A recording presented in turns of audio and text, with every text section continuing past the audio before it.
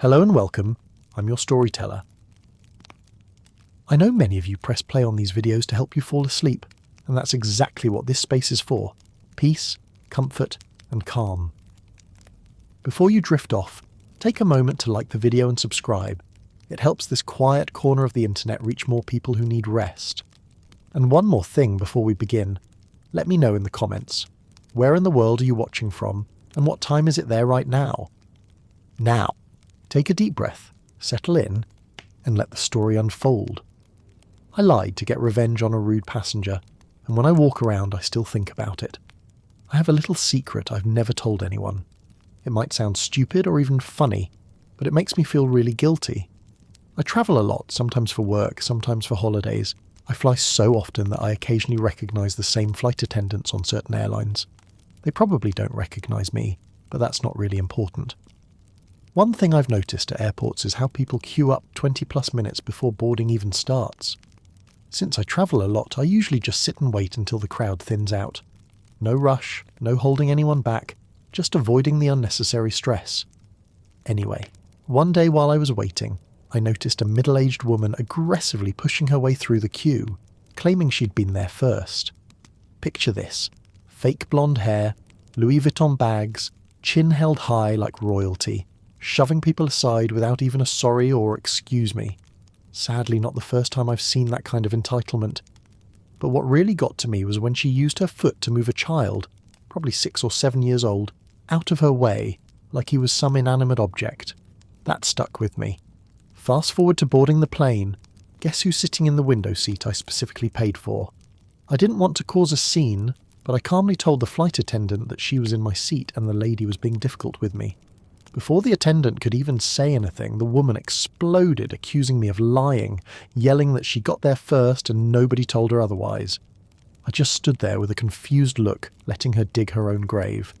She kept escalating, eventually insulting the flight attendant and making threats. In the end, she was escorted off the plane. People actually clapped.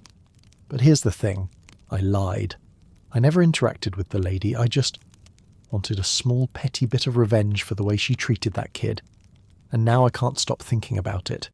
I know people have bad days. Maybe she was going through something awful. But because of me, she missed her flight, and I happen to know she had to wait 2 whole days for the next one. I don't want sympathy. I'm not looking for validation. I just needed to let this out. Maybe now, when I walk around thinking about it, I'll feel a little lighter. Am I a bad person for blowing up at my parents for something my adult sister did? I, 26F, have a sister, Amy, 28F, who has always had a difficult relationship with food. She was bullied as a kid and turned to food for comfort.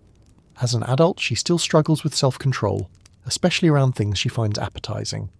Our parents have never set boundaries with her around food, and that's carried into adulthood. She currently lives with them, and they do all the grocery shopping and cooking. My husband, 28 million, recently had a birthday, and I planned a surprise party. I sent him out of the house for a few hours so I could set up, and asked my parents to come help. I specifically asked them not to bring Amy. Setting up involved putting out snacks, drinks, and a homemade cake with frosting. They showed up with Amy anyway, saying it wouldn't be fair to exclude her. I gave her a few small tasks and specifically asked her not to touch any of the food until guests arrived, but I was too busy to keep a constant eye on her. At one point, I went into the kitchen and found Amy with the fridge open, eating the frosting out of the mixing bowl. She had eaten nearly half of it. As soon as she saw me, she burst into tears and said she only meant to try a little, but couldn't stop. My parents heard us and came in. My mum said it wasn't that big of a deal since the cake was untouched and I still had enough frosting for a crumb coat, but I had planned to do specific cake decorations, and now there wasn't enough frosting. I didn't have the time or ingredients to make more. My dad suggested going to the store to buy a tub of pre-made frosting, saying it was the same thing. I explained my husband tries to avoid a lot of the ingredients found in store-bought frosting and wouldn't want that. My dad said to just not tell him since he wouldn't even know the difference. That suggestion was super frustrating to me. I told my parents that they couldn't convince me that this was no big deal, and that they had allowed this by not setting boundaries with Amy's binge eating and by bringing her to set up. They told me to back off and be more sensitive to my sister, and that it wasn't her fault. I responded by saying that I was more angry at them because at least Amy felt bad while they were trying to downplay the situation. They got upset and said it wasn't fair to blame them for Amy's choices and that she was an adult and they can't control her. They also said that they were trying to help by giving suggestions and that I was being stubborn by shutting all of them down. They ended up leaving, and now they're giving me the silent treatment, even though Amy has apologised for eating the frosting. Am I a bad person for involving them in this? Am I a bad person for calling myself 18 female disabled in front of a disabled person? 2 weeks ago, I started an internship at a data analytics firm. Apparently at the beginning of every summer, they hold a BBQ to welcome the new interns and give them a chance to get to know everyone outside of work. The BBQ was held at my boss's house, and about 25 people were expected to come. My boss had set up a volleyball net, and after everyone was finished eating, people started teaming up and heading over to play. One of my co-workers asked me to join their team, but I politely declined. I explained that I have a disability and couldn't play. I didn't explain much further because the disability that I have is an extremely rare genetic disorder that is difficult to explain, so I usually just keep it pretty bare minimum. If people want to ask about it, they always do. Well, one of my other co-workers is disabled and uses a wheelchair. She was close enough nearby to hear what I said and shot me a real dirty look when I said I had a disability. She said that there was no possible way I had a disability because she sees that I walk fine and have no observable impairments. This caught me a little off guard because I've never had anyone question whether I was truly disabled or not. I explained to her that I was born with a genetic deformity and that the bones in my legs had formed incorrectly. I told her that I had many surgeries growing up, and I was in the hospital so often that I had to do school online. She asked me why I even needed those surgeries, so I explained that my knees dislocate very easily, and I had difficult walking without popping a knee out, so I spent 7 years having surgeries and in recovery to get me to the point where I could walk again. But I can't do a lot of things that others can. I can't run, I can't jump, I can't pivot easily, and I definitely can't play sports. I always joke that if my life depended on it, I could run, but I wouldn't make it more than a block. She argued with me back and forth, and said that my condition isn't really a disability. I feel really bad. I've always classified it as a disability because I don't know what else to call it. I never thought that it would be offensive to others. Either way, my co-worker stormed off and I decided to just go home. So am I a bad person for calling myself disabled in front of my disabled co-worker? Am I a bad person for not making the trip cross-country to meet my nephew because my family are assholes to my wife? Hi. My family hates my wife. They don't like that she took me away from the East Coast. She was bigger when we met. She didn't go to a good school, she doesn't want kids, she's too girly, they're not girly enough. She can seem cold at first because she is a little reserved, and on and on and on it has been hard. I was close to my brother, but he led the charge early on because she called him out for something and he didn't like it. He's the favourite, so they took his side. My little sister is the most neutral. I've tried to talk to them about it so many times, but eventually just realised it wasn't going to change. I love my wife. I have no regrets. This past Christmas will be the last. They didn't give her any gifts, excluded her from the cookie party, and I caught Mom and my aunts talking about her twice. I got us early flights and took her skiing. Her dad loves me. We have weekly cigar walks. Her mom drops by just for hugs. Her brothers and I have our own group chat. Her sister baked me a fucking birthday cake. It should be this way with my family. I'm trying not to be all emo, but this shit hurts. My brother, the favourite, is having his first child in July. They have asked me, not us, to come meet him. I told them no. I'm sick of the bullshit. Unless everything changes, I'm not going to waste my money. Mum got on the phone and told me I don't have to bring her. I should just come myself. I said no, we're married, we're a package deal. She twisted it to, oh, so she won't let you come unless she comes too? And I told her no, I'm saying this. I'm sick of them treating her like shit. It's Jerry Springer levels of trashy. Dumb thing to say, and it set her off listing all the grievances they have with her. Some of it is just stupid. She carries a water bottle wherever she goes. Yeah, Mum, she's from fucking California, we all do. Dad jumped in to back up Mum and accused me of holding adult problems against an unborn child. Said that I'm really going to not be a part of my nephew's life because my wife can't get along with the rest of the family. This is what I'm stuck on.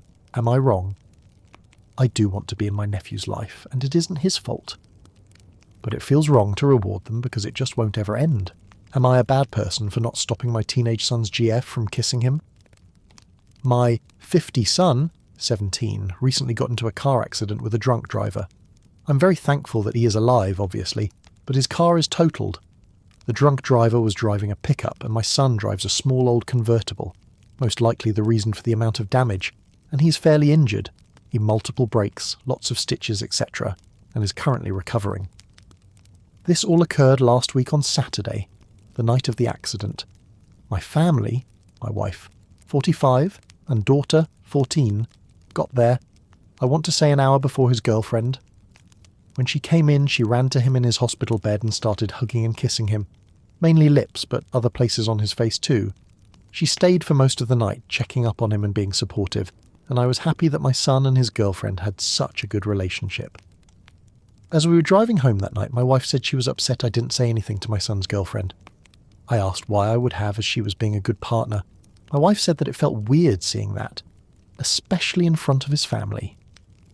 I said that he was going off to college regardless, and that she was being a really nice partner, and that night showed us how much she truly cared for him. She rushed off of work to get there, and was still wearing her work clothes as she got there. My wife started getting angrier and said that she thought it was gross, and that I should just ask her to leave some time. I told her that I'm not telling my hospitalised son that I'm taking away something that clearly makes him happy. She told me it was gross and that I needed to put a stop to it. I told her she was worrying about the wrong thing, and that anything that brought our son comfort was good. My brother had taken my daughter home before this. She didn't hear us arguing. She told me I needed to step up and do my job, and I've kept thinking about it. And I have started to keep thinking about it, and thinking that I am in the wrong. Am I a bad person for eating ice cream every night, just like I always do, and not stopping just because my sister-in-law doesn't want my niece to see it? Most nights after dinner, I eat a small ice cream cone. It's literally the little Joy mini cups, with a teeny scoop of ice cream. Maybe a big scoop if I'm having a rough day, but that's kinda rare. I don't drink alcohol or smoke weed or do anything fun, so this is my one fun thing I do for myself. My brother and his wife and daughter are staying with me for a few weeks. They'll be gone by June 15th. I'm happy to have them here. Usually we'll eat dinner together and go our separate ways for the evening. They watch a lot of TV, so they're usually all in the living room watching. I've been eating my lil cone, but my sister-in-law approached me and asked me if I could stop. She said that my niece is starting to ask why she doesn't get to have ice cream, and that obviously she was lied to by my sister-in-law when she told her ice cream is sometimes food, haha. I said that I wasn't going to stop, but I could wait until she was in bed. I figured that was a good compromise, and I do get that she's trying to raise her little girl to have a healthy relationship with food. But waiting until she was in bed didn't work, because she came into the kitchen multiple times to ask me for some. My Sil was definitely a little incredulous over it and kept saying, "Really? Do you seriously need to eat ice cream every single day? Or stuff like it?" I said no, but she also doesn't need to drink a glass of wine every day either. She didn't like this and sighed a bunch and has been visibly annoyed with me since then. My brother asked me if I could stop just to avoid the drama, but I said I deserve my little treats. Am I a bad person? Hi, so I've decided to log off this post and not come back. This post has just gotten completely out of control with really over-the-top overreactions, and people trying to encourage me to make things worse, or escalate and call my Sil an alcoholic, or to purposely eat more ice cream in front of my niece. Some of you are just like chomping at the bit to call people names and be sarcastic and nasty to me for no reason. That's not really what I was expecting, and we're not allowed to delete posts, so I'm just going to log out and move on. Am I a bad person for giving my wife a dirty plate to eat off of at dinner? My wife is a nurse, and she works long hours. Therefore I handle everything in the household. She has been picking up more shifts recently because the hospital is understaffed. I am the one doing the chores, taking care of the kids, making food, and I also work. It's all me. She has one chore, and that is when she comes home, she needs to do the dishes. The kids are usually asleep by the time she gets home, so I usually make dinner for the kids and wait until she gets home to reheat the food for her. The main issue is that she has not been cleaning the dishes. I have talked to her multiple times, but nothing has changed. She gets home, eats, and goes right to bed. She always claims she's too tired after her shift to do the dishes, and when I suggest she does them in the morning, she claims there is not enough time before she needs to get to work. It is extremely frustrating to wake up and they are not done. That leads to me having to do the dishes at some point. We talking about this again last Saturday, and she has not done the dishes since. 4 days of not doing them. and I have not done them either. I have ran out of dishes and served dinner to the kids on paper plates Tongate. She got home after the kids were asleep and I handed her a dirty plate to eat off of. I told her that she can use that to reheat the food. We was not happy and we got into an argument. She called me a dick for handing her a dirty plate to eat off of, and that I was home so I would have cleaned some dishes. I pointed out that this is her job and I'm not going it. That if she won't clean the dishes then she can eat off a dirty plate. She's calling me a jerk, I told my sister of the situation, and she said I am being petty. I don't think I am it, because people have continued to ask. I work in construction 40 to 50 hours. She works in the hospital 36 to 60. Highly dependent on what is happening at the hospital. If she picks up more shifts or not, 36 is her normal, and she depending on the week if she grabs 1 to 2 extra shifts. Am I a bad person for expecting a cruise from my mother? Am I a bad person for distancing myself from my mum over my childhood and refusing to pay for my cruise ticket? When I was younger, my mum would always say, "If you don't like it here, then go live with your dad." Usually after grounding us for not finishing chores before she got home at 5:30 p.m, school ended at 3. The chores were long. Dishes, trash, mopping, sweeping, cleaning cabinets, microwave, fridge, reorganising clean dishes, vacuuming stairs, basically a full deep clean every day. I was also only allowed 1.5 hours on my own computer, which I bought myself. Barely enough time to film and upload a video to my YouTube channel, which I was trying to grow with daily uploads. On top of that, I had school, homework, sports, a part-time job because my mum didn't give us any allowance, and social life. I was dealing with anxiety and depression and just started shutting down. Then my YouTube channel actually started growing. I even met a fan in a game who said really kind things. It felt amazing. Then my mum got a progress report showing I had a D- in math. These reports come out 2 weeks into the quarter and aren't accurate. One big assignment wasn't turned in yet. Once I turned it in, I had a B. But she didn't care. She grounded me from my computer and YouTube for the entire quarter, 2 months. My channel died.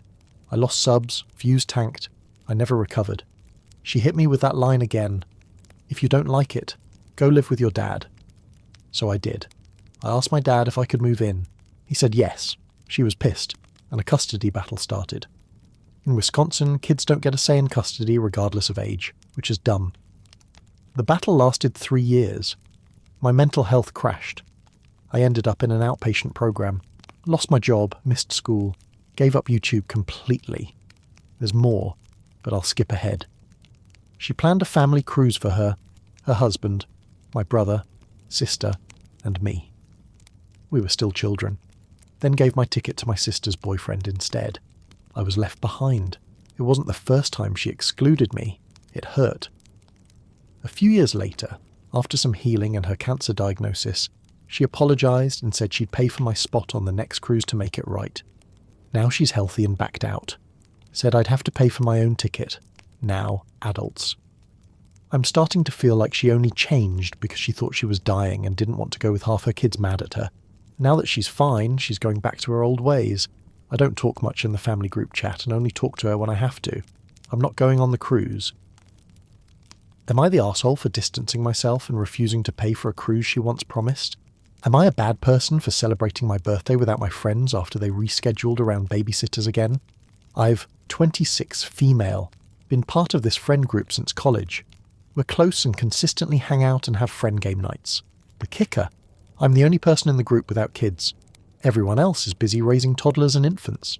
While it seems fair that they've been putting on more and more adults-only events. Fancy dinners, wine tastings, and events. Great, right? No. The adults-only events are literally during times that I'm working my restaurant shifts, evenings and weekends, because those are the times their babysitters are available. I've expressed multiple times that it would be great to have daytime events or meet during the week to do things since my schedule is very flexible during the day. They always say, "Oh, we'll try that for the next time," but it never happens. Last month was the last straw. My birthday fell on a Sunday and I asked them if we could do a celebration during the day since I was working that night, and they agreed. Then the day before my celebration, the group chat exploded that they were actually now changing it to evening because Sarah's babysitter cancelled, but can do 7 p.m. instead. I was so done at that point. I made my own plans for my birthday with my co-workers who were able to show up and post pictures on social media having the best time at brunch and escaping an escape room. Now my original friend group is hurt that I didn't even tell them. We changed the plans. They are now calling me petty and that I should understand that finding childcare is hard, but I'm over being the only one who's expected to accommodate everyone else 100% of the time. But I think my job counts as an adult responsibility too, and I shouldn't have to miss my own birthday for their babysitter problems. Am I a bad person for calling my aunt neglectful because she doesn't know why her son is behind in math? This happened last year and I'm still on the fence about it. Names are fake. I, 23 female, was homeschooled in an online program with real classes, teachers, etc. Not your typical homeschool experience. My Aunt Susan, 51 female, has 3 kids. This concerns her 2 youngest, Charlie, 13 male, and Leo, 9 male. She homeschools her kids. Very freeform, chooses her own curriculum, no standardised testing or real oversight. She complains a lot about how much work it is and how stressful and tiring it is. Sometimes their schooling takes a backseat to her work from home, or her severe depression and other medical issues. Charlie is behind in math to the point he still doesn't know his times tables, and even adding and subtracting is slow for him. It frustrates him a lot. On my mum's last call with Susan, on speakerphone, I offered to tutor Charlie to get him up to grade with math because he's interested in going to IRL high school. Susan laughed it off and said, "I don't know that he struggles with it. I think he's just behind, but I don't know." My mum and I were a little shocked. Susan then said she'd pulled him out of a more structured homeschool program in the past because she didn't like having to come up with work samples every quarter. I said that wasn't unreasonable and suggested that a more structured program would be better for him if he wants to go into IRL high school. Eventually, after a lot of back and forth where she implied my mum picked my program because she was uninvolved while she, Susan, wants to be an involved parent, I got frustrated and told her Charlie needs to learn to be accountable to someone besides his mommy. She started crying, said she didn't feel very supported and hung up. The next day I sent a text apologising for my tone but made it clear that I think she needs to put him in a different program if she's not able to handle giving him homework and doesn't know why he's behind. I told her that I love her, but I love him more, and at this point this borders on neglect, and that she needs to let other people help her, because she's harming them and risking her own health by trying to handle everything herself. She never responded. Later I heard from my grandma that Susan doesn't want to speak to me or my mum, see us, or have us hear about her life. Basically that she's cut us off from her and the kids. My grandma said I shouldn't have said anything because Susan was hurt that a child critiqued her parenting. Am I a bad person for what I said and for pushing the issue? Am I a bad person for telling my flatmate his girlfriend can't smoke in our flat, even though she's doing it out the window? I, 20 male, live in a uni flat with another student. My flatmate, 20 male, recently started dating someone who smokes. When she first started coming over, she smoked inside the flat, which I had an issue with. I asked him to speak to her about it, and for a week or 2 she started going outside to smoke, which was totally fine with me. The flat contract doesn't allow smoking, but lately she's started smoking inside again, usually by hanging out the window in his bedroom or living room. The problem is the smoke still drifts back in, and the flat ends up smelling like cigarettes. It's gross, and I hate it. I've asked politely and multiple times that she stop smoking in the flat altogether. I explained that smoking by the window doesn't magically stop the smell or smoke from affecting the flat. But my flatmate told me I'm being unreasonable. He said she's already making an effort by doing it at the window, and that it's unfair of me to ask her to go all the way outside. He claims, "It's only a temporary smell. The toxins are negligible. You breathe in worse stuff from cars outside anyway." He's completely dismissed my concerns and says I'm overreacting. He also said that both me and his girlfriend make valid points, but doesn't agree that tar or smoke particles are an issue indoors, or that they'll cling to walls or make our clothes smell. For context, I don't smoke. I've never smoked, and I don't want to live in a place that smells like it. I don't care if people smoke, just not in the home I also pay to live in. I think that's a pretty normal and fair boundary. It's now gotten to the point where I feel like I either need to escalate it to the landlord or make a formal complaint. I told him he should ask other people what they think, since right now he's only spoken to me and his girlfriend about it, which might be clouding his judgment. So, Am I the arsehole for insisting that my flatmate's girlfriend either smokes properly outside or not at all when she's here? Or am I just being overly sensitive about it? And if I'm not in the wrong here, what can I actually do to get this to stop without making things tense in the flat? Update. My flatmate spoke to me again about the smoking. He suggested that his girlfriend could just stick her head further out the window to stop the smell. I told him calmly that I don't think that really changes anything, and said that if it keeps happening I'll have to contact the landlord. At that point he completely lost it. He started shouting, got aggressive, and called me pathetic, trying to compare her smoking indoors to him lighting candles, which is also against the lease. I stayed calm and just reiterated that if it continues, I'll have to raise it with the landlord. He then launched into another torrent of abuse before storming out of the room. Honestly, at this point it's gone way beyond a disagreement about smoking. I feel like I should be able to have a basic respectful conversation without him becoming hostile. I really don't want to escalate this to the landlord because I know it'll bring a whole load of stress and drama, but if it happens again, I don't see another option. I'm also now wondering whether I need to report his behaviour separately, because this kind of aggression isn't something I expected to have to deal with in my own flat.